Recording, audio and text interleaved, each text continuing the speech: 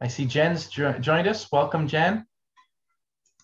Welcome, Girish. Thank you for joining today. Chair of Chair of the Board of Trade, Michelle McCollum, has joined us. Yeah. Thanks, Michelle. Good morning, everyone. Lovely to see your bright, smiling faces this morning. It's a chilly one out there. Yes. All right. It's deer hunting season, Michelle. Try sitting in a tree stand. I'll leave that for you, Badar. Too chilly, too soon. Yeah, I agree, Heather.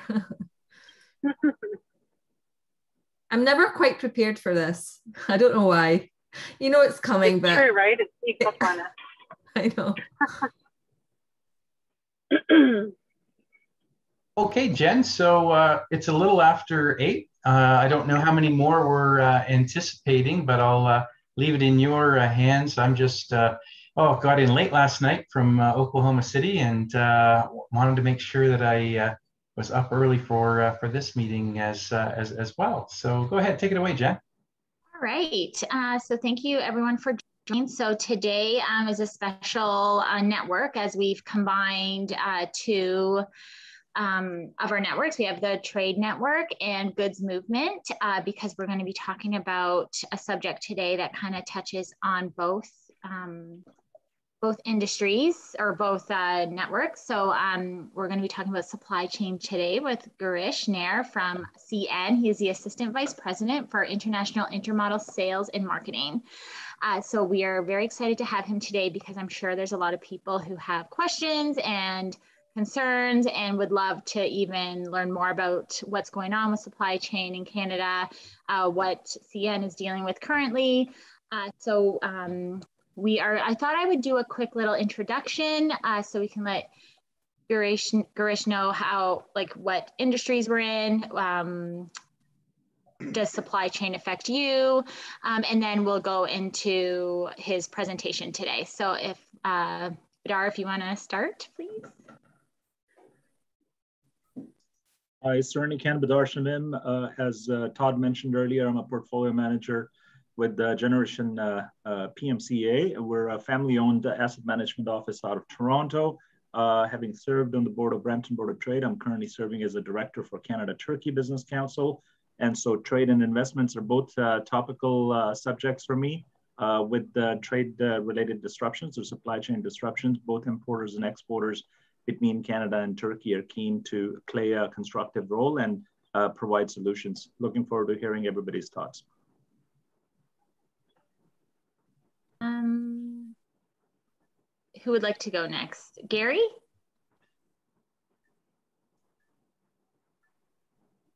You're on mute, Gary.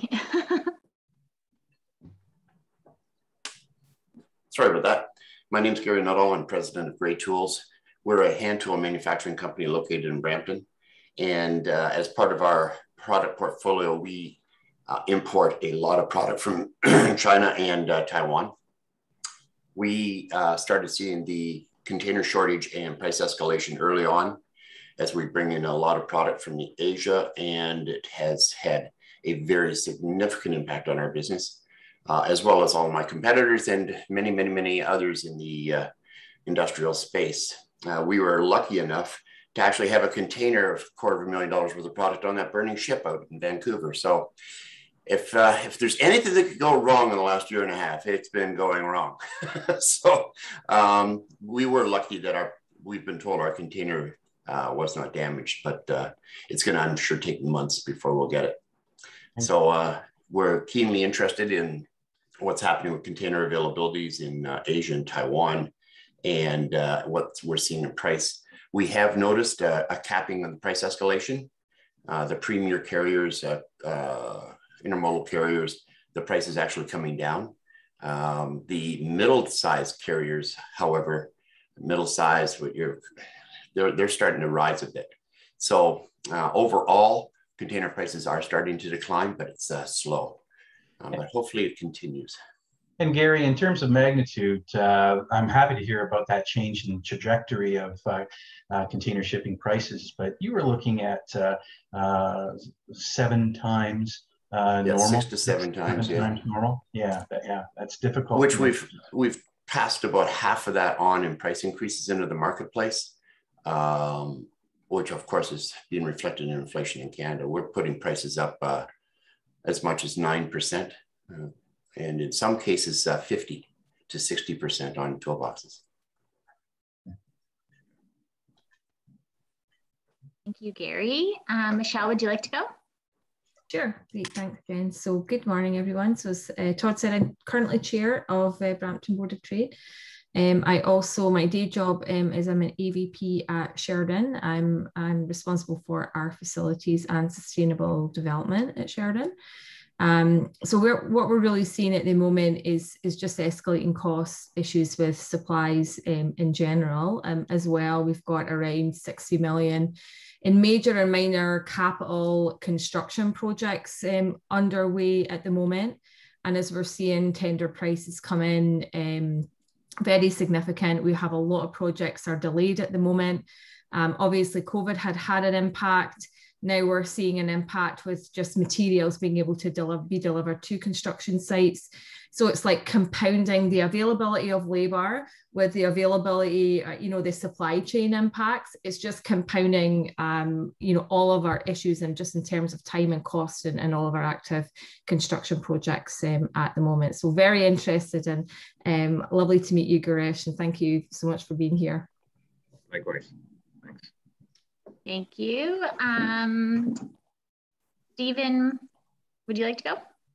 Sure. Good morning. Stephen Mollard.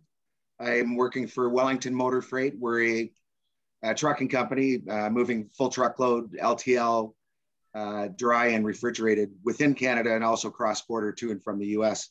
My interest, well, first I've spent some time with CN in my past life. Was interested to hear what Girish had to say, but also, the overseas business and the domestic North American business in terms of transportation are so intertwined today that, my interest is just to hear what Girish what light Girish can spread on the current situation with the steamship line world and just to gain some more knowledge. Thanks for joining us, Steve. Kirk Brannon, Brannon Steele. How are you today? Good, thank you very much. So we buy a lot of our raw plate, comes in from overseas. It's not necessarily shipped in containers, but it's caught at the ports. And, the ports are a very busy place right now. The other way we are affected is a lot of our customers, and most recently Raymond Reach Trucks, have shut production down because they can't get components to build forklifts. So all of a sudden people say, stop shipping your steel components because we can't build the rest of the machine. So I'm just curious to see, what's the resolution? I know it's not short term, but what's the medium to long term resolution of this? Thank you. Thank you. Afin, if you're available.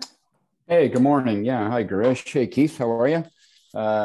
Also an ex-CNer that is continuing to push as much traffic their way as they can take, but like everybody else, certainly interested to get Girish's take on what's happening in Western Canada and for that matter, the entire west coast of North America relative to this port congestion.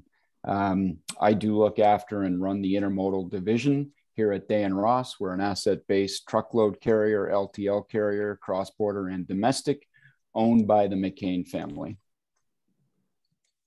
Thanks for joining us. Yeah, thank you. Eileen, if you're available, would you like to go? Good morning and thank you. Eileen Wader. I'm with Greater Toronto Airports Authority, or Toronto Pearson Airport.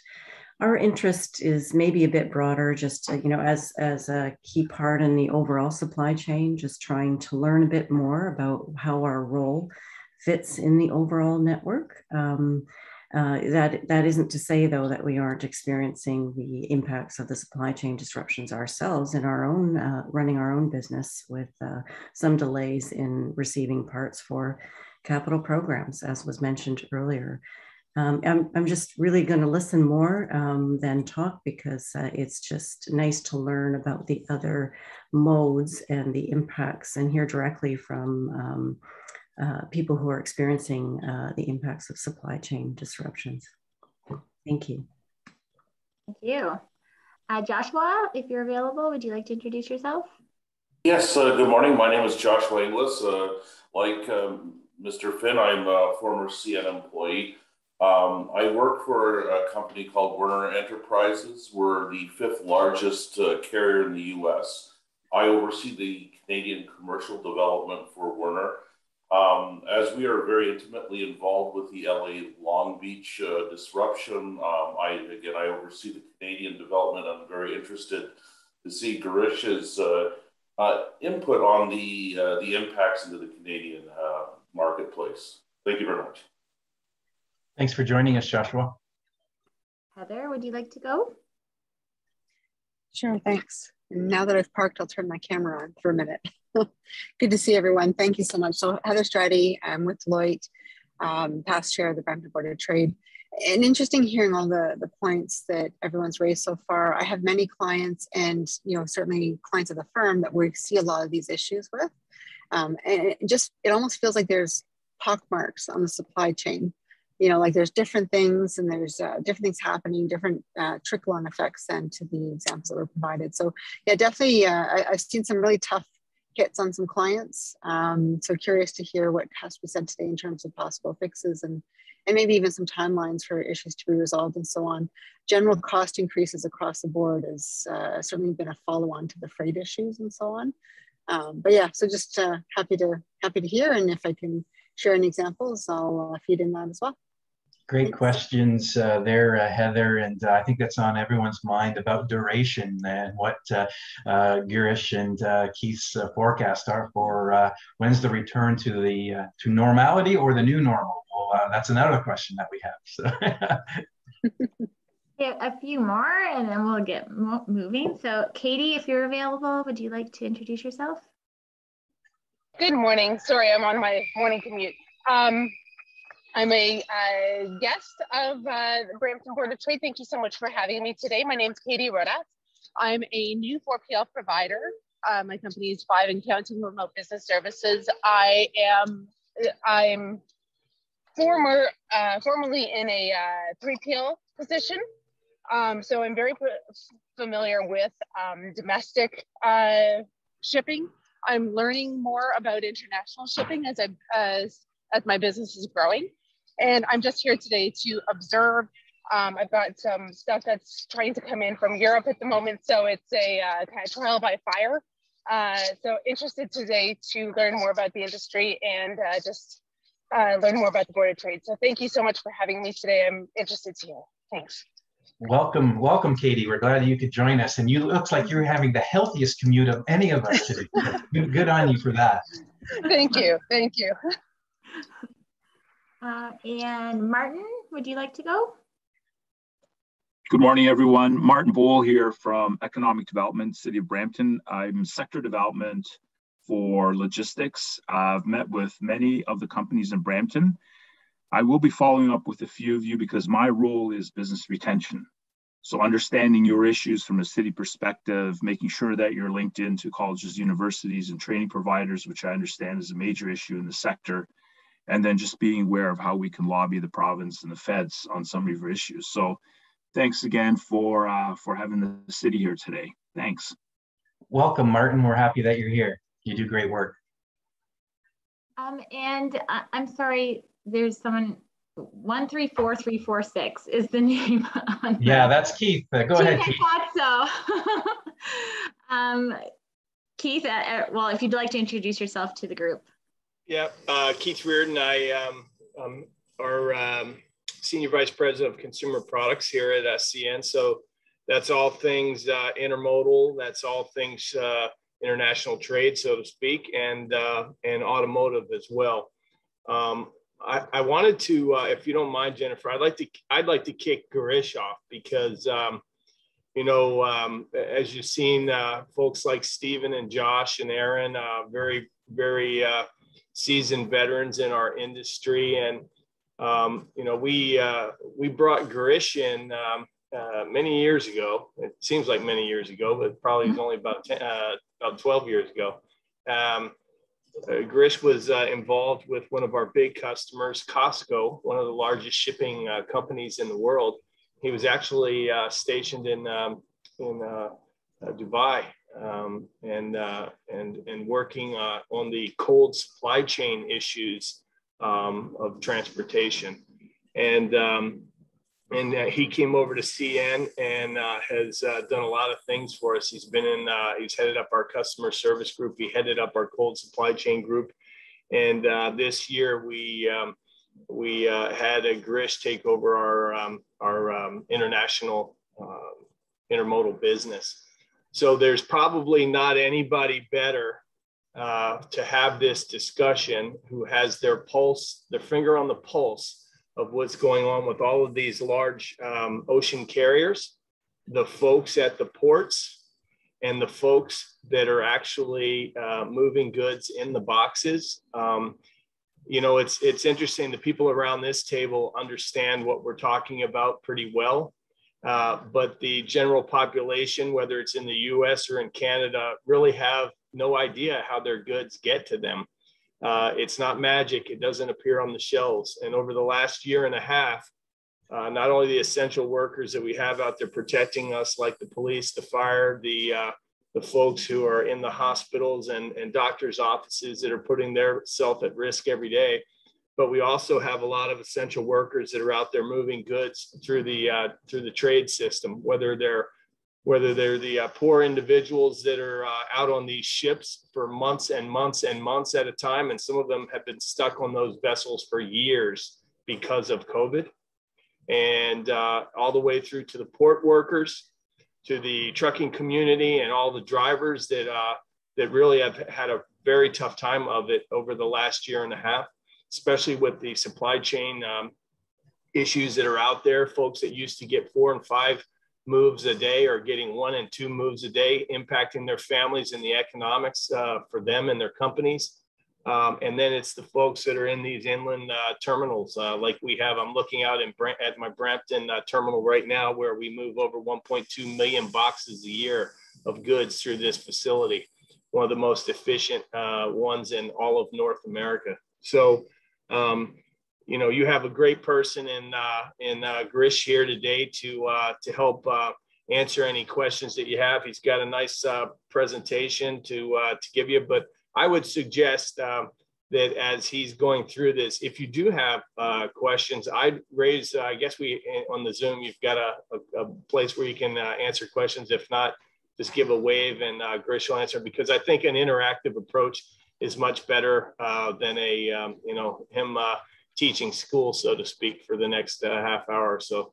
So with that, Jennifer, I'll pass it back to you, but I wanted to give some props to my good friend and colleague, Girish here. Thank you. That was a very good introduction. So yeah, we're going to get started. So Girish, if you want, I do have a presentation that I was just going to put up as he talks. He wants it also to be very engaging. So please use the chat box at the bottom, or you can raise your hand through your screen. Like you can press a button in the right corner of your screen to raise your hand. So Girish, how would you like to get started? Yeah, sure. Let's put it up. Yep. And as you put it up, I'll just briefly introduce myself. Thank you, Keith, for teeing it off. So my name is Girish Nair. I had the international sales and marketing business, intermodal business at CN. I think the supply chain issues have made the media to a point where kids below 12 have started talking about it and asking things about vessels and ships and supply chains. We saw some costumes during the trick or treat where kids were actually had some props with the Evergreen vessel that stuck in Suez Canal a couple of months back. So it was funny. I mean, everybody knows about it. So thank you for giving us an opportunity to say the story here. And like Keith said, if you feel you need to put up your hand up and there is something you see on the slide that's interesting, feel free to ask a question. It's not a very long presentation. I've tried to put in certain slides that allows to articulate the story of what's globally happening across the supply chain and provide a broader overview of how things are and how it might look like in the next 6 to 8 months. With that, I guess I'll kick off with the first slide. Jen, if you want to go there, okay. So it's the story of two halves. I mean, the first half of 2020, we saw the volumes kind of drop with the impact of COVID, but nobody saw this coming. What happened in the second half of 2020 is the volumes really rebound back strongly. I mean, and that story continues to stay as we go into 2021. I mean, over the first half of this year, and we look and the second half. Globally, when you look at it, the container trade, as you can see in the slide, has grown up at an average between 8 to 10% across the globe. But if you start looking at certain key ports across North America and Asia, where there's particular ports with larger throughput, the growth rate far exceeds that number. So to give an example, LA Long Beach, which is in the media now for a pretty long time, the growth rate they have experienced is like close to 25%. China port alone has seen a throughput increase of anywhere between 12 to 14%. They moved close to 211 million TEUs this year. So when you have a scenario such as this, the port infrastructure is not really built to handle these kind of growths. It's two things. It's a catch-up growth because for the first half, going into the second half of 2020, the inventories were low because of COVID, the shelves were empty. So it's a catch-up growth, but at the same time, the consumer buying pattern changed during that time. So there was a lot more demand, especially within the e-commerce segment, with consumers going online to buy it when they've been working from home. So catch-up growth plus the new consumer buying pattern has added up the significant demand coming towards a big consumer market like North America, which is translated to some of these challenges that we are experiencing today. So I would say, given that environment that we are in, where these volumes are coming towards us and the infrastructure is not in place to handle it, the supply chain model, which essentially has always been a just-in-time model, which we'll go to the next slide, has moved to just-in-case. Now, that's a pretty big shift. Generally, when you work in just-in-time model, like Gary mentioned, like I'm sure you have a lead time that you have today when you place an order with your supplier overseas, and you're working on your inventory, taking into account that lead time. But once that lead time goes out of the window, then you're going to start placing orders because you know that it's not going to show up in 4 weeks. It could be anywhere between 8 to 14 weeks, given all the volatility in the trade. So overall, as you can see this, the industry has started adapting to this new model, which is going from just-in-time to just-in-case. But when you go into just-in-case model, you're now no longer placing the same POs that you have been used to in the past. You're going to place an order that's incremental to it because you want to have a safety net.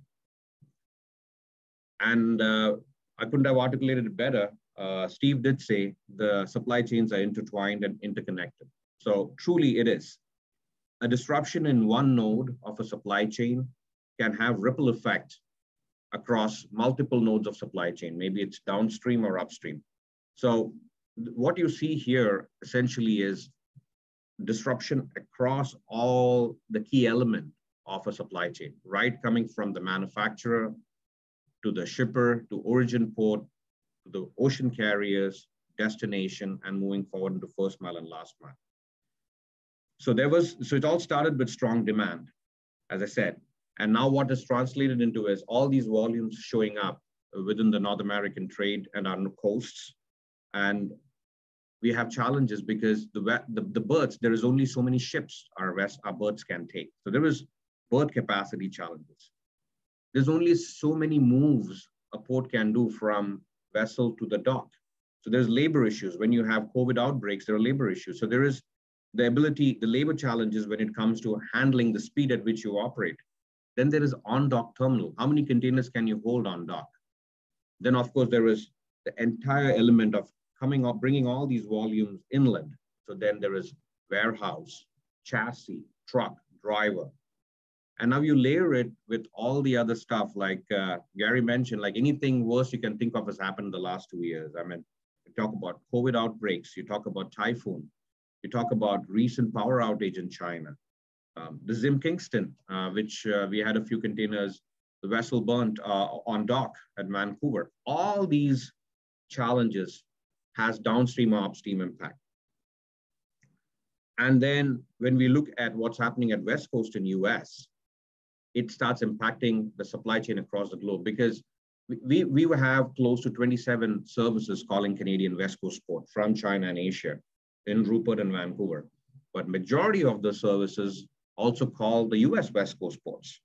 So when a vessel gets stranded in US on their way out, it impacts their service schedule reliability as they lose 2-3 weeks in US. So when they come back around, they have to actually adjust their port rotation by eliminating a port call or a couple of port calls. And that creates bunching of vessels, or sometimes there is no vessels for a couple of weeks. And all that adds up.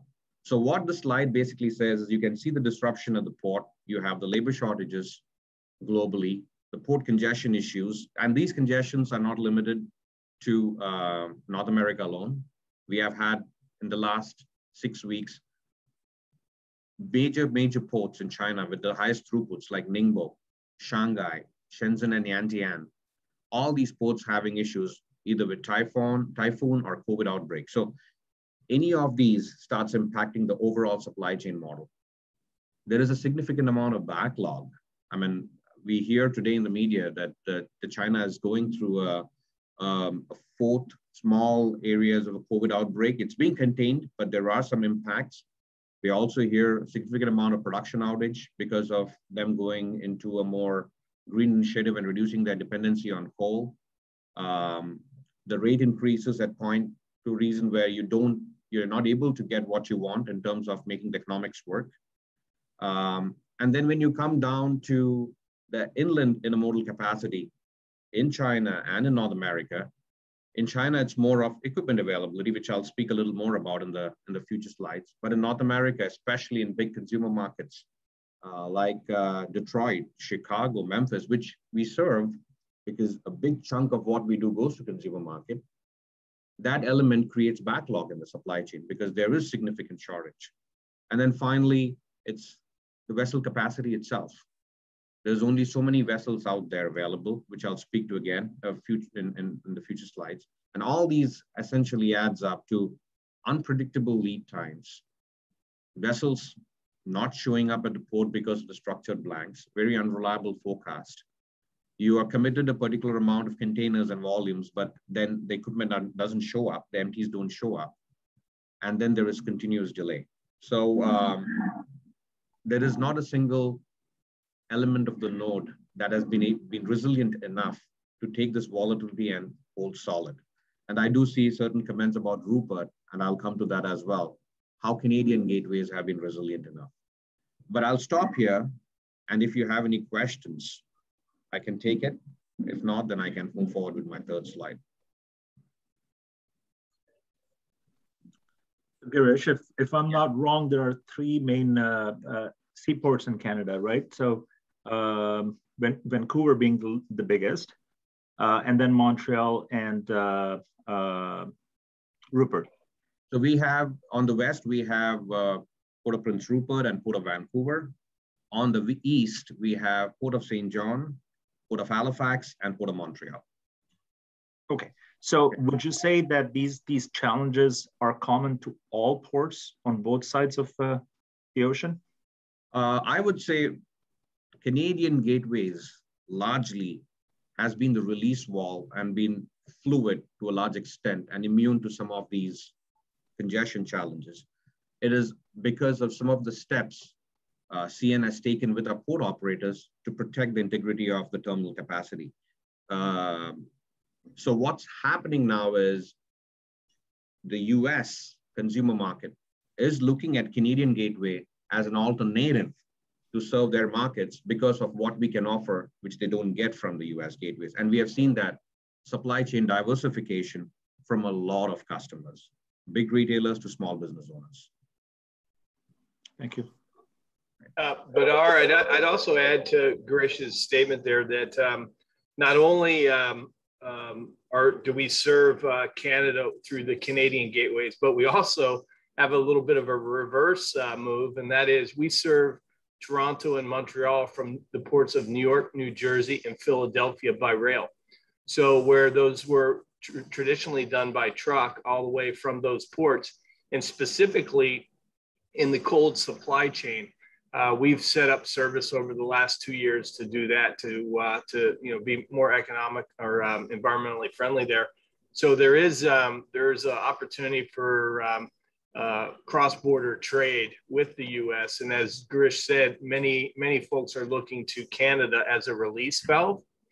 But we have put measures in place to make sure that we are not inundated with so much trade that our standard or our go-to customers that we deal with every single day are not impacted by our fair weather friends who are coming in for a helping hand to free up their supply chains. Girish, you may want to hold your response to this question, but in your introduction here, you've really described a supply chain apocalypse. It's not just COVID related, it's environmental related, it's accident related, it's human resource capacity, ship capacity related. Again, I know you're going to get to it in your presentation about the duration of this, but I'm just wondering, what can we do to prevent a situation like this in the future? There may be another pandemic, and are we at risk again of repeating this, even though we're not through it yet? But you can hold that till the end. But certainly a question that's popped in my mind. Yeah, I think we can. Yeah, let's get to the end, and maybe there is some answers we can provide as part of what CN has done here, but there's probably a lot more that needs to be done. But I'll give you a funny answer real quick. I think everybody's done all the DIY project or DIY projects that they can. So I don't think we're going to see any more runs to the stores for lumber and all kinds of stuff from China to build backyard hangouts. So that was a huge, when people had all the free time, that was a huge impact to what we've seen coming through the ports and impacting the supply chain. So, it's a joke, but it's not really a joke. Yeah. So what can we do? Can we add more vessels to address this? And that's where the next slide comes in. I mean, truly, there is no more vessels available in the market. There's no more tonnage available in the market. The carrier reliability, schedule reliability is down to low 28, 29%. It used to be 75, 80% when they say they would show up on a weekly sailing. In September, it's kind of marginally improved to 34% globally. But when it comes to trans-Pacific sailings, especially to US West Coast, the carrier reliability is at 11%. So you can imagine what it does. There is no more schedule reliability. And I have a very senior colleague at CN who always taught me that rail is like a conveyor belt. It just moves from one location to another. So you can imagine for CN, we from Toronto and Montreal and Chicago and Memphis, from East Coast, like we send cars, rail cars to the ports based on the forecasted arrival and the amount of volumes that's going to discharge. Because we plan it 6-7 days in advance. And when you show up with all those rail cars and the vessel is not there, it creates a significant amount of ripple effect. And that's what entire supply chain is dealing with. An average vessel delay in Canada is between 7 to 10 days. When I say vessel delays, the delays for vessel on the estimated transit or ETA versus when it shows up. In US, it's between 2 weeks to a little over that, right? And this is expected, this schedule reliability is expected to continue well into first quarter, most likely into second quarter of next year. And what has this resulted in is basically the markets, there are certain vessel charter owners or operators looking at 15, 20-year-old ships, which can carry 400, 800 containers. It's old, slow steaming, try to make sure it's seaworthy. And they have started deploying some of those vessels into the Trans-Pacific trade because the big ships have to call multiple ports. They are not as nimble. But the small ships can call 2 ports and show up in Canada within 20 days or 25 days. So a lot of new entrants have started slowly coming up into this market. And they are in this market predominantly because the ocean freight rates are holding really high. And they're able to not only make it work, but also make some money out of it. But the moment the freight rates will soften a bit, these players will be out of the market because the economics won't work.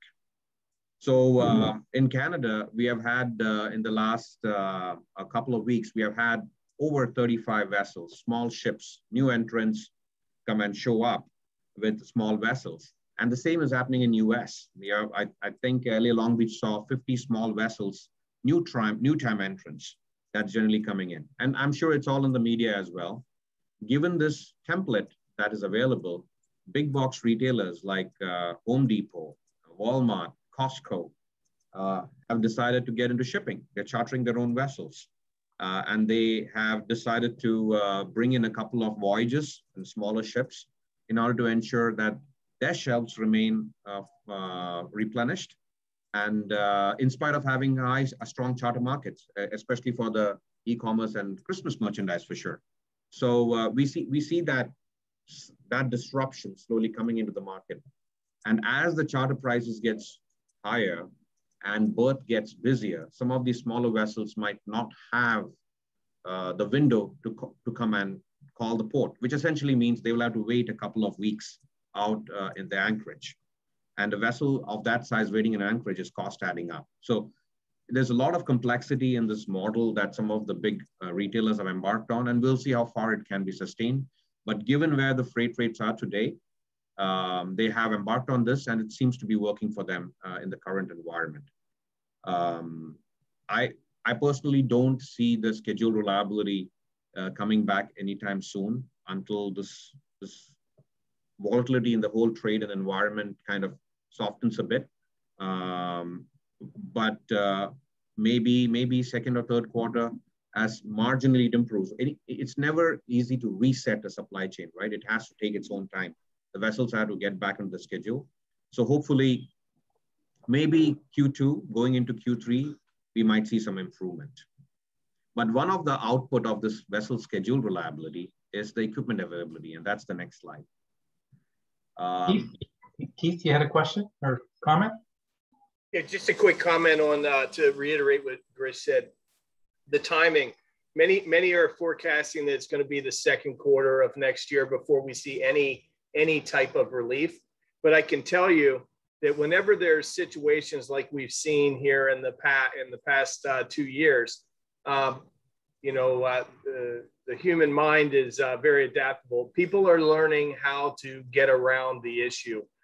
It might be costly, but people are learning new ways of doing things, and they will continue to have those in their playbook. And when issues arise in the future, they'll be able to go and write to those things that are in the playbook.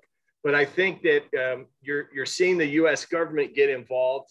I'm not sure that they're helping yet, but I think that you're going to see that infrastructure is going to be looked at, whether it's at the ports. But I think privately, and I've been saying this for 5 years, and I think Girish and some of my former colleagues that are on this call have heard me say this. I've been saying for over 5 years that warehousing is an issue. With what's going on with e-commerce, a lot of the goods that used to sit in department stores and in the malls aren't sitting there anymore. They're sitting in a warehouse somewhere. So it's taken over a lot of the distribution capacity that once there was some flexibility in the supply chain. There is no more. And I think that you're going to see more and more warehouses and distribution centers, more of these micro centers that you're seeing that Amazon and other e-commerce folks are popping up, especially around our colleague there on the phone around the airports.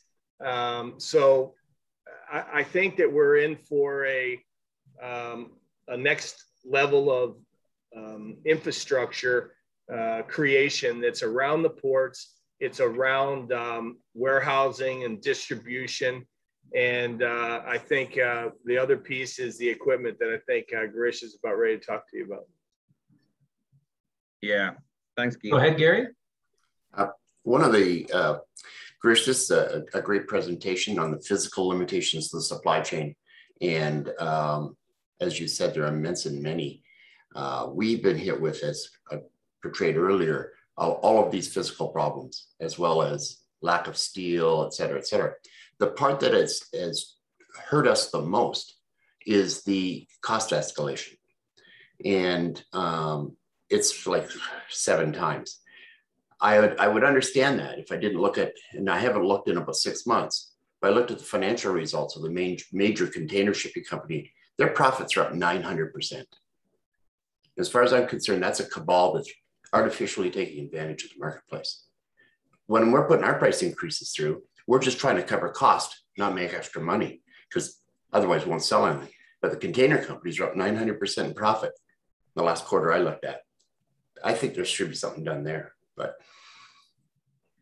Yeah, I know that there has been some steps taken by the FMC to look at, what can be done. And we are also cognizant of the environment in which the lines have been making the kind of profits they are. But at the same time, we also look back the last 10 years, and most of those lines have not made money. In fact, have lost, if not over the last decade. So many of these, and that's what resulted in, Gary, if you look at it, there used to be 20 steamship lines at one point of time, and it's all consolidated now into 10. Because we had a few go delinquent and a few had no cash flow to sustain their operation because of the debt they had to take.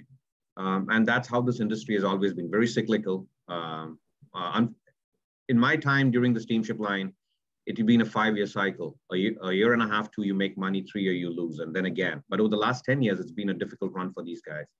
So I definitely see them trying to leverage the current environment to make up for the last 10 years and create the cash flow they need, because most likely they see a downturn coming, if not immediately. And I guess at that point of time, they're probably looking at acquiring other infrastructure, maybe a vertical integration or horizontal integration to create a sustainable model for them to keep being competitive. I don't know, Keith, if you want to add further. I agree with your comments with regard to the variability of their industry to fund themselves. You've also seen a big move over the last 4 or 5 years of vessels getting larger and larger out there with 21,000 TEU vessels. A lot of that's European trade, but it cascades those 12s and the 14s down to North American trade. And that's all designed to become more efficient and be able to be more resilient through those times where they're not making as much money.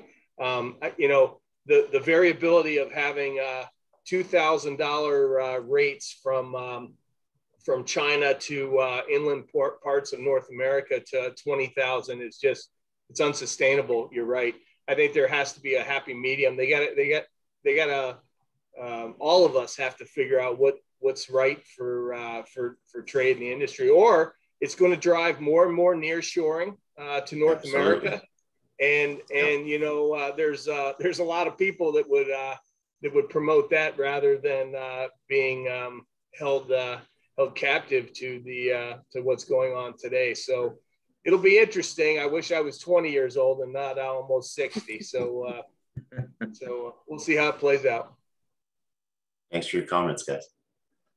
Girish, there's a question from Joshua in the chat. As our Canadian ports of entry being more fluid, have likely become an alternative to our counterparts, causing business to divert through Canada. Is there any indication that Canada's structure can retain this volume over the long term? Yeah, so we don't need a lot to be diverted to the Canadian ports for us to get congested, right? So like Keith started by saying, we have, we started early when we saw what was happening in the US, and when the market started recovering and a lot of extra vessels started coming to Canadian ports, we put a capacity management process in partnership with the terminal operator, the port operator, and the vessel operator. And what we did was we created a capacity at the port that is in line with what trains our rail capacity is. So if the rail capacity can increase by 10%, for example, then the port capacity can increase by 10%. And the port and the terminal operator is able to give that capacity to the lines. So there is a flex available. We have got additional capacity coming in Rupert, first quarter next year, 300,000 TEUs. We have got additional capacity coming in Vancouver Centum Q3, Q4 next year. So there is capacity available for us to take on some really good profitable business on Canadian gateways and retain it over a longer period of time. And there's a lot of initiatives that's in place to retain that business, because one of the things that is different in Canada versus US, for example, LA Long Beach, a big chunk of what volume comes into LA Long Beach on the vessels, over 70% is local discharge. It's for local traffic because there's a big consumer base there. And then 30% comes IPI. In Rupert, if you take our gateway, almost 95% of that traffic is coming internal because there's no local market there. It's all coming to big consumer markets over our east. And in Vancouver, we have a similar model of having a decent, healthy local discharge, 60%, 70% local discharge, and rest coming in. The way to retain these volumes is to develop a good local discharge business, to develop a good transload model at the waterfront. And to promote that, we are working with a port partnership, DPW and Port of Prince Rupert, to create an import and export logistics park so that we can have exports, attractive matchback for ocean carriers on the waterfront so that it becomes a preferential call for them rather than a discretionary call. So we are taking on these initiatives to drive those supply chain models. And I certainly believe that we have a lot of flex to take on some of these volumes towards Canadian gateways and retain it over a period of long term. Not a lot, but definitely we have the flex.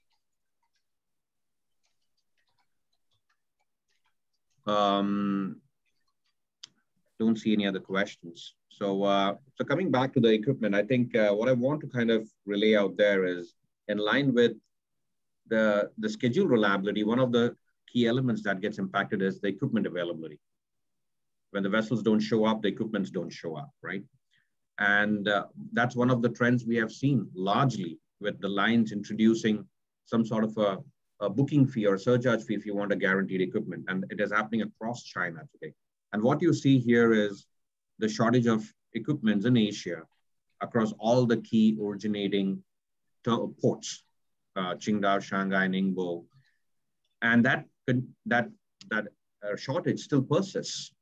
And the lines want to have these empties come back to Asia from all these consumer markets quickly. And as a result, we have also seen some shift in the supply chain model to help leverage that for lines. In the sense, there are a few lines who have gotten away from exports in North America because it adds to the turn time of the equipment. And what they're doing is we don't take exports, we take the empties back. So we have seen that quite a bit. Another way the lines try to get their equipment back in Asia quickly is by saying, I will offer more port to port, which means I will offer Shanghai to Vancouver, Qingdao to Vancouver, Yantian, Taiwan to Vancouver, Kaohsiung to Vancouver, but I will not offer a rate into Toronto, into Montreal, into Chicago, into Memphis, just port to port. And the receiver or the consignee can take the delivery at the port and then use a truck or transload it in a domestic intermodal container and move it inland if they have to. But the lines get the container back at the port, which they can load it back out again. So we have seen that happen. But every model, when you shift a model, it creates ebbs and flows. And then you realize there are challenges. Now, we see this shift happening a lot in Vancouver. For example, 70% of Vancouver discharge historically has been IPI, in the sense inland port traffic. It all goes to consumer markets, and 30% is local. But lately, almost it's been 50-50. Almost 50% of what comes off a vessel is local Vancouver because the lines are not selling as much inland traffic. Now, what has happened as a result? As a result, there is serious congestion in Vancouver. The on-dock capacity is absolutely constrained in Vancouver. The vessels are not able to load and unload as quickly. The warehouses are congested. CYs, container yards are congested because there's no more place to keep containers. There's shortage of chassis and shortage of trucks. I had one of my colleagues in Vancouver for the last 2 days, and they found some containers just put on the side of the road in Chilliwack in BC because there's no more place available. So what do we do as CN to help with to help the supply chain to deal with the scenario is we start adding more 53-foot boxes into that markets so that there is enough capacity available to facilitate a transload. So over the last 3 months, we have consciously worked a lot to change our internal supply chain model to drive more 53 foots to Rupert and Vancouver so that we have the boxes available there for our customers to transload into a domestic box to bring it back to the consumer markets out east, because they tend to get that limited capacity IPI from the steamship line to move intact. So, so we see this trend to continue as much, but we also expect at some point, there will be a tipping point where Vancouver will blow up. We are almost, and it'll turn into something like LA Long Beach, which we don't want. So we have been working with the port operators, with our steamship line partners, with our BCOs, and encouraging them to shift from going all local to getting back to IPI. Because if you don't, there's only so much space available. And at some point, the port will be congested and the vessel will be backed up. And we'll be in the same situation with on-dock dwell as we see with LA Long Beach. So it's interesting how things pivot and morph into as supply chain gets congested. But as supply chain stakeholders and partners, it's our responsibility to make sure we look long-term and try to build competencies within the supply chain that helps us drive the same available fluidity. And this is something that we're working on and we'll continue to work on over the next 4 to 6 weeks. I see some questions. Todd, is there any comments or questions there? Hey, Girish, it's Steve. Steve? Quick question. Well, I guess for the benefit of everybody that's listening, there's a term called DRP, which means, reloading these containers that have come in through the ports, moving inland to Toronto, Montreal. They have to get back to the port, and so we utilize those containers to move domestic, goods within Canada. What has the impact been on DRP, either capacity or interest from CN? Oh, great question. For now, we don't see the volumes, given the volumes are still holding strong, we don't see any impact to our DRP supply or the availability to use DRP on the domestic. But like I said, would I do a lot more DRP into Vancouver today, knowing that there is a demand for our customers to transload into 53? No, I might want to move a lot more 53 foots into Vancouver, right? So those are some of the models that we change internally to drive that capability and competency to support our supply chains that requires that amount of capacity there. Unlike in the past, where since a lot were moving intact, you didn't require as much transload capacity available in Vancouver. Right. I hope that answers your question. Makes sense. Yeah. Thank you. Girish, just to add, I guess the question was, well, what is CN doing? What is CN doing to try and help out this situation to make sure that the supply chains are fluid? We've also increased our capacity, as I said before, in servicing the Montreal and Toronto markets through ports of New York, New Jersey, Philly, another gateway basically to get into the Canadian market. But we've also seen almost 20% increases of volumes through the Port of Halifax and St. John for us coming into central Canada as well. And believe it or not, we even have some containers that come into the Port of Mobile and somehow make their way into Canada. So it's very interesting. Diversification is big for all of the customers. Folks like Gary, I'm sure, are putting on their thinking caps every day, trying to figure out the next new way of getting their product to market.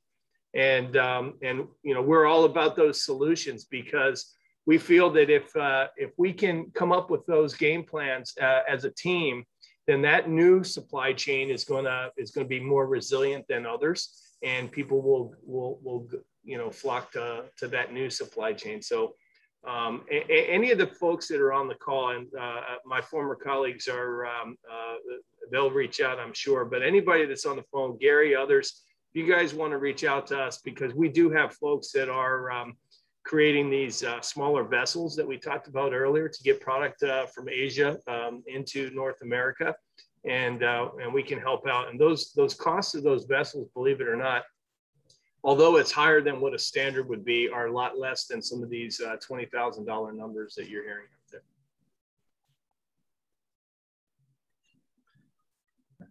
Girish, a question from Mr. Finn at DHL. Are you seeing an influx of northbound out of Mexico as a result of customers shifting production to North America? No, I don't. We have not seen a significant shift as of yet, but there is a lot of discussion regarding nearshoring for sure, especially given what the supply chain costs and the time to inventory has been. But I think we heard about this a few years back. I would say when the COVID started, when China was shutting down, that there would be a shift of market more to Southeast Asia and India. But truly speaking, it's not easy to change the infrastructure and the production demand, given the volume of sourcing that happens from these economies. I'm sure, given what's happening now, a lot of us, like Keith said, is wearing the thinking hat and saying, what is my safety net? What's my plan B and my plan C, right? So I'm sure, and this doesn't just go to using supply chain models, but also sourcing models. We saw it in a couple of months back with the forum in Nike, and the procurement manager was there, and that's exactly what she's doing. She has got a plan B and a plan C in terms of her sourcing model as well, beyond the supply chain model. So I think that is what we will see over a period of time, but it's not something that we see it happen immediately. Yeah, nearshoring or reshoring is a very challenging strategic decision. It comes around duration. If this chaos is going to continue for a couple of years, or is this chaos going to continue for 10 years? If it's a 10-year horizon, then the risk reward and investment of reshoring makes more sense. But if it's just 2 years, what happens in year 3 when China reasserts itself in terms of price advantage? What a challenging time for strategic business decision makers and capital investment right now. Yeah.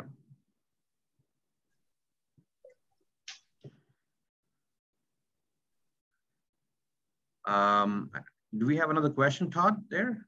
No, go ahead, Girish. Okay. All right, so another element of asset constraints or supply chain constraints has been over and above the equipment has been the chassis shortage. So if Jennifer, if we can go to the next slide. I think we have seen that significantly more prevailing in US big consumer markets, especially Chicago and Memphis to a large extent, until recently in Vancouver for Canada. But when you have similar scenario where chassis shortage prevents our final receivers from pulling containers out of key inland rail terminals, the terminals get backlogged essentially to a point where there is no more place to receive trains and then the trains get backlogged, and eventually when the trains can't depart from the port of origins, the port gets backlogged. And that is what we saw happen in US with BNSF and UP a couple of months back. At one point of time, I believe there was up to 60 trains staged on BNSF going into Chicago. We have seen both BN and UP intermittently close down their intermodal terminals in US just to catch some break to clear up the backlog. I think it was last week where UP put a 7-day embargo on empties going back to the port. So these when you have a whiplash effect of nothing coming in and then vessel bunching and a bunch of volumes coming in, and there is a chassis shortage, there is no more chassis available to expedite all those volumes in a quick fashion. It's the same pace, right? Because there is constraints there. So we see this issue going to continue over the next couple of quarters. I know that there is a lot of discussion about adding more chassis into the pool, and STB is also reviewing it with the chassis providers in terms of what can be done differently. From CN standpoint, specifically speaking, as Keith mentioned, what can we do to help the situation? And for example, in Chicago and Memphis, what we have done is we have created a separate off-site facility closer to our terminal. So any customers who want to hold their boxes, import boxes for a longer period of time, we dray the boxes there. It doesn't get in our way of rail operation, and they can come and pick it up from that off-site facility, which has got a lower storage cost. So that way we are not impacting the customer's bottom line. And we are doing this quite a bit in all terminals where we have the real estate and the flexibility available in a manner that creates value for all stakeholders involved. And it's something that, you know, has been really looked after. Also, another thing we have done in Toronto, specifically speaking, is have a significant amount of engagement with our trucking community and trying to make sure that when they take a reservation to come in and to pick or drop a box, that reservation is used. And if it's not used, it gets canceled to a last prior so that capacity can be consumed by another trucker. So these are some of the things that we generally engage at the grassroots level to drive visibility for, so that the customers are aware and the stakeholders are aware of how we can create capacity by using the flex that's available. Girish, I think we should also add that CN is fairly unique when we operate in the States. We have our own chassis pool. So when we're providing, when we're doing door-to-door business with our customers, we're not tapping into these large chassis pools that are out there that are being depleted because of the supply chain congestion. We actually rely on our own chassis pool, and therefore we do not become part of the problem. We're actually one of the solutions to the problem, and it's an extension of the same methodology that we have in Canada. And I remember about 6 or 7 years ago, the heads of the chassis pool providers at the time, who most of them were the overseas shipping lines, they had their own chassis, and they came to us at a meeting one time and said, "Hey, can you tell everybody that they should get their own chassis like you do in Canada, because we think that's a much better model." And of course, we didn't want to get in the crosshairs of everybody, so we kept our head down low and really didn't speak up. But we did go out and get more of our own chassis, because I think that is the proper model. You take care of your own backyard, and if you take care of your own backyard, you really don't cause too much hassle for your neighbors. And that's what we were trying to do back then. And it served us well. And that's one of the reasons why we're less impacted than many today. Yeah. And that just reminded me, Keith, also that one of the other things we did was to alleviate some of the chassis flex that was needed in US, especially in Chicago, is we had a wheeled operation in Chicago. We went from a wheeled operation to a grounded operation. And what it did was basically it released all those chassis out to our customers, creating a little more flex and capacity available. So we changed our operation in order to create supply chain effectiveness for our broader stakeholders. So these are some of the things we do to ensure that we think outside the box and see what flex can be created within the current constraints, so that there is some little more fluidity across our supply chain. So the next slide, I just wanted to talk about, why not, we spoke about adding vessels and what needs to be done. But like we said, I mean, there was 20 steamship lines a couple of years back. Right now, we are dealing with 3 alliances that control 85% of the market share. There is no tonnage available in the market. The charter markets are really hot.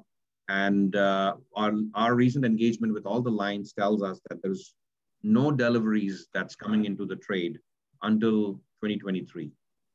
And the capacity is continuing to be tight. It will remain tight. And as some of our steamship line partners has a desire and intent to place new orders and new tonnage, there is limited constraints even with the shipbuilding facilities, and they are out of slots for any more orders. So it will be all beyond 2024, 2025. These some of the smaller ships that Keith was alluding to a couple of months back, you could get those ships for $50,000 a day charter. As of last week, those vessels are anywhere between $150,000 to $200,000 a day in terms of charter prices. So we don't see a big flex or impact with additional tonnage that could be available at least until the next 12 months to provide some relief. We should expect that the market will remain tight. And the only way things potentially could improve is if the berth capacity and the port fluidity improves, enabling the vessels to berth on time and the schedule integrity comes back. But until then, we will see this capacity remain tight. The smaller ships, like I said, the old vessels will continue to remain deployed over the next 2 quarters for sure. And then we'll see the shelf life of that model if it contains or retains. And if there is the economics still continue to work. But until then, it's status quo for now. I wish I had a better story to say here. And when the charter prices and the capacity is tight, generally the ocean freights remain a little stronger than what the averages have been in the past. It might soften a bit based on a little bit of seasonality factor and the production factor there, but we expect overall the ocean freight rates to remain high. Another piece I think we should all look at is essentially the next slide is the backlog in US to a large extent, which is adding to all these issues and challenges. As of October 21st, there was 169 vessels at the port, and out of that, 79 was at the anchorage, waiting to dock. These are not normal. I mean, we're talking about close to $24 to $25 billion worth of consumer goods waiting on the port, on the dock, at the anchorage to come into consumer markets. And I think Keith touched it on the new tariffs that was implemented recently. I don't know if you have been tracking it, but as of last week, the Port of LA Long Beach has implemented a new tariff, 9 days free for on the dock at the port for all the trucking containers. And after that, it's $100 going up in incremental every other day. So the 10th day would be $100 storage, 11th would be $200, 12th would be $300. And for all containers that's sitting on dock for rail, 3 days free and $100 in terms of storage, going up in incremental. So this is a huge amount of cost that's being applied to the ocean carriers, and the ocean carriers have been pretty clear that this cost will be passed on to the end receiver and the consumer. So what it would do basically is it essentially adds cost to all the supply chain partners. And it begs the question that why would you want to discharge the vessel at the port if you're going to incur storage? So it's devil of the deep sea kind of a situation. The vessel is here, it needs to discharge. If you don't discharge from the vessel, it's more cost to the lines.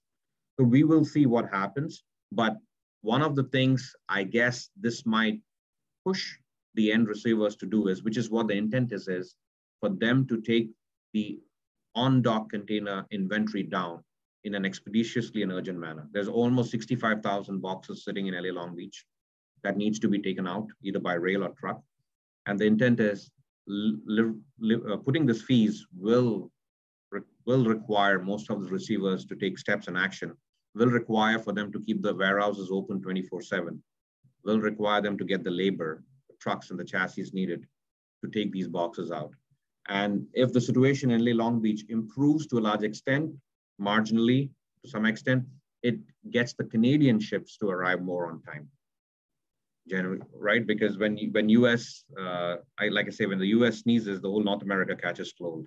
So it is critical. Another piece is, let's not forget, next year, Long Beach goes on to a ILW negotiation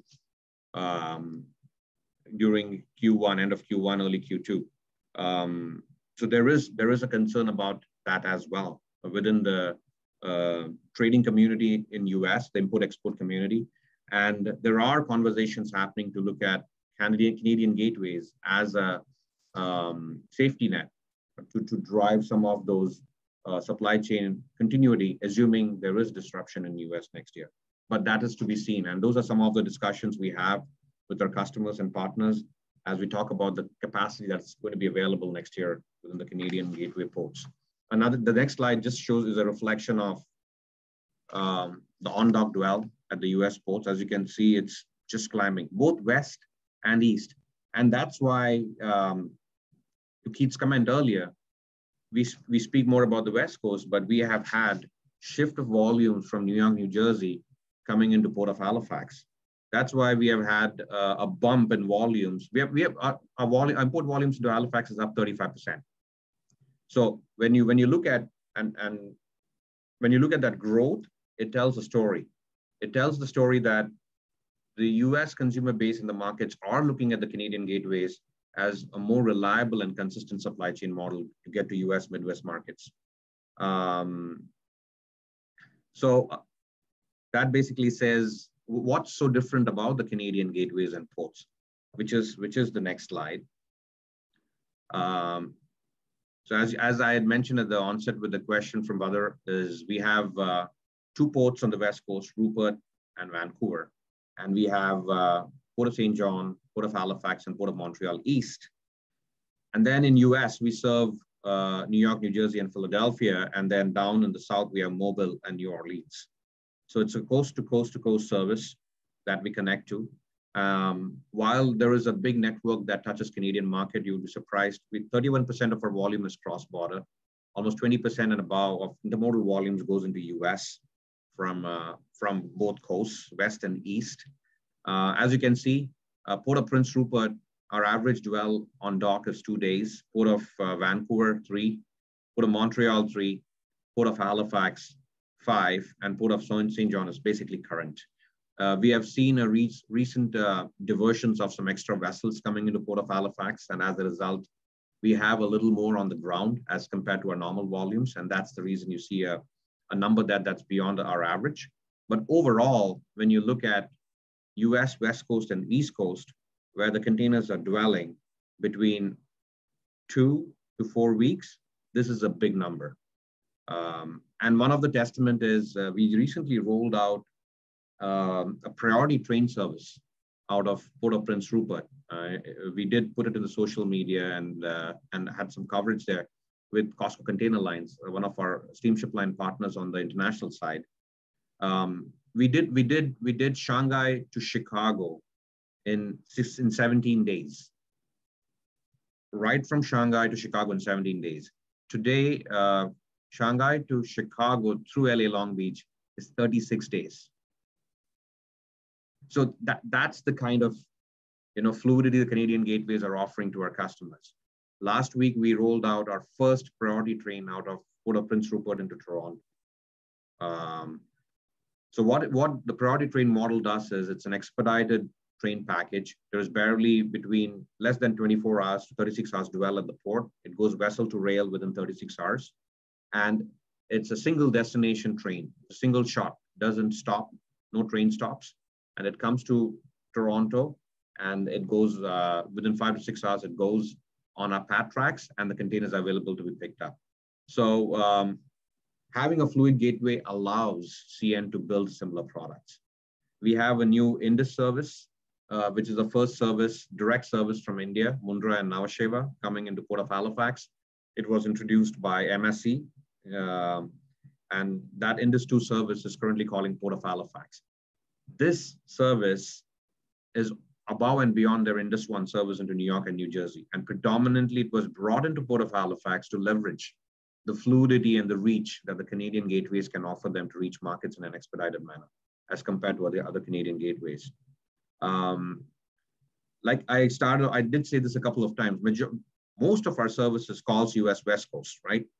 But it's pivoting, it's changing, it's slowly changing because the customers and the shipping lines have realized that if you have a vessel calling both Canada and US, it is still impacting the overall vessel schedule reliability because of the delays in US West Coast. But if you eliminate the US call and have a vessel go Asia to Canada Express, then the vessel schedule reliability is faster because the Canadian gateways, berthing on arrival, on-dock dwell fluidity. So COSCO introduced a new CENX service at Port of Prince Rupert, where it took out the LA Long Beach call of the vessel schedule. And now it's Qingdao, Shanghai, Rupert, and going back, Qingdao, Shanghai, Rupert, and going back. So, so we have more shipping lines looking at this model and saying, maybe we should, unlike looking at North America as a single vessel design, service design, we should split and provide a Canadian service versus a US service until the US West Coast situation can be resolved. And I must say, this was not easy. I mean, we have, over the last 24 months, we have grown into where we have reached. When the COVID started, we, under Keith's leadership and Dan Breslin's leadership, the first thing we did was we established a customer care team. We had a lot of calls with port operators and terminal operators, and we created an essential products team to make sure that we have a team that can basically tackle anything that was COVID-related products. So we morphed into, as we saw the first half of 2020, going into second half of 2020, there was a lot of need for toilet paper, right? So we created a team that basically ensured we protected our 53 equipment for all COVID-related products, sanitizing equipment.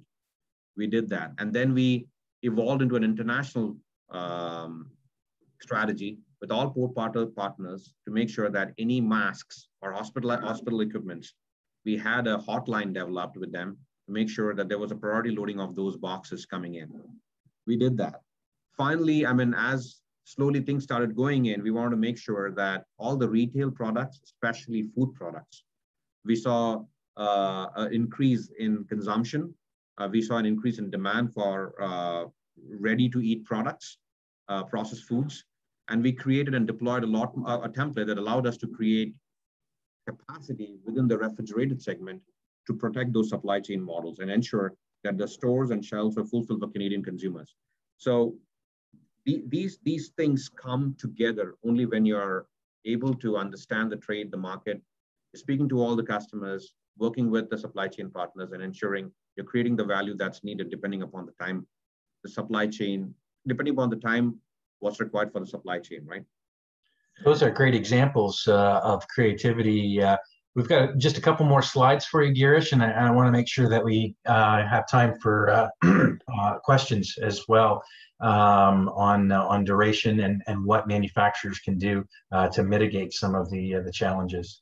Well, I mean, our story is getting to the finish line at the end. The ocean freights will continue to remain strong as the capacity continues to be tight. At the end of the day, what does this mean to the supply chain, right? What should we expect in the current environment? That's the last slide that I had put out there. Expect long lead times, I would say. Spot rates will continue to remain strong. The schedule reliability would continue to remain unpredictable, and therefore we should be ready with a couple of supply chain models that allows us to ensure that we have a safety net when it comes to plan A, B, and C. First mile, last mile fluidity is critical. I would encourage all our customers and extended supply chain partners to ensure that you have the truck, the chassis, the warehouse capacity to pull the boxes as and when it's needed.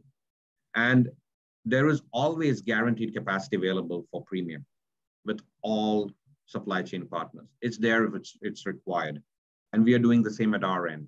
We have committed capacity, but what we have also done is we realize and acknowledge that there is a need to create a guaranteed capacity for customers are willing to pay. So we're doing that. and the extended storage programs. I mean, if you see there is a supply chain disruption that's coming, you may want to look at your inventory and what's coming online and say, what do I do? Where do I hold this inventory? What happens if there's a disruption moving forward?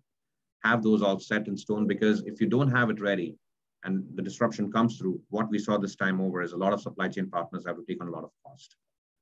So with that, I'll hand it over back to you, Todd.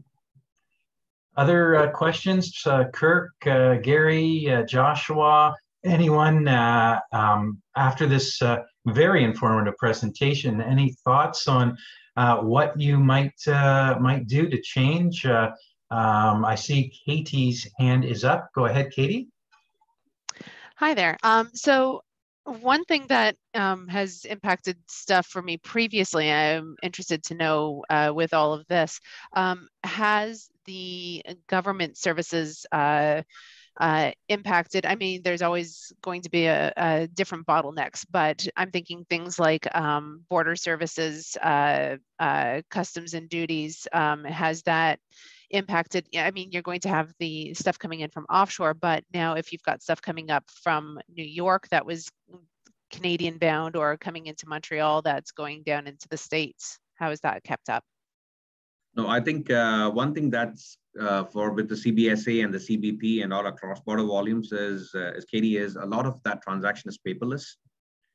And as a result, it's electronic. So we have been pretty efficient that way to ensure that the electronic transactions are kept as clean as possible and the paperwork is there as required. And consequently, we have not seen any delay. So that's one place we have seen things really holding up pretty tight, and we're pretty bullish about it. That's really good to hear. Thank you for that. Yeah. I think your comment earlier that you may be able to help us with some supply chain lead time issues is important to us. And if you could maybe give contact information to Todd, I can have my operations people give a call and see if there's some possibilities of rerouting or whatever to increase our shorten our lead times. Most of our lead time problems are actually manufacturing based over in Asia, but there's definitely opportunity for the container time as well. Yeah, Todd, you have my email address. I mean, yeah, feel free to give it to Gary, and then we'll put the right people in touch with Gary as well. And the last thing, excellent presentation, and thank you for your time. Pleasure was all mine. So I saw your last slide there, Girish. You said expect more of the same for months, but you didn't say how many months. Is that 6 months, 12 months, 24 months? What's your forecast? So when we talk, there's a lot of variability here, right? Like now we see the spikes in the last 2 weeks. We are seeing small spikes of COVID in China. We have seen production issues in China. Same with Vietnam. I do think, to the extent I can take all the feedback from my partners, my BCOs, and our extended supply chain partners we deal with, I think for sure going into Q2, Q3 next year, we will see this disruption continue. Like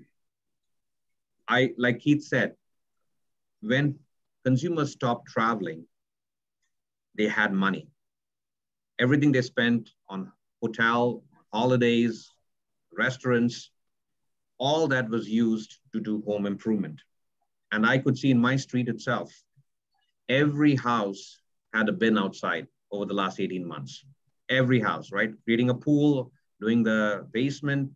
So I do see at some point when people start traveling, the priorities will change.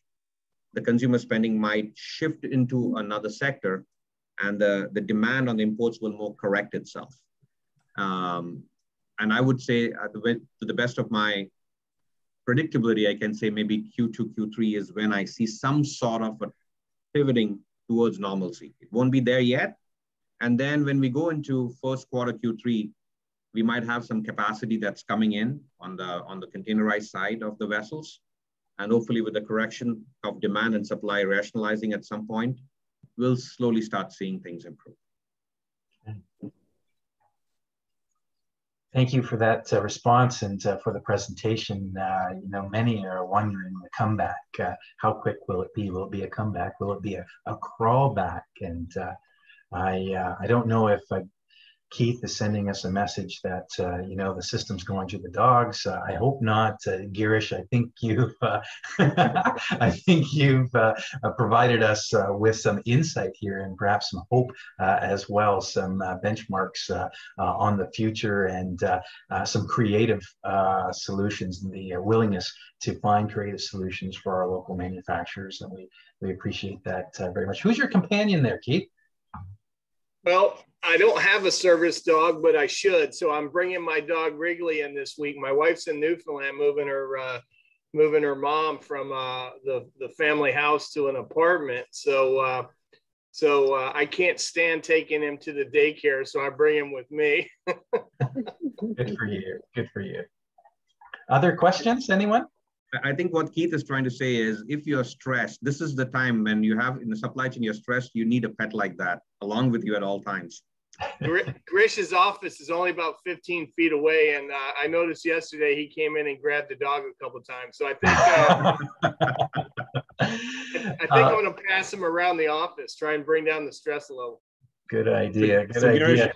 I see that Mr. Finn has a question. Do you feel there will be a final super peak after the Chinese NY and then perhaps level off?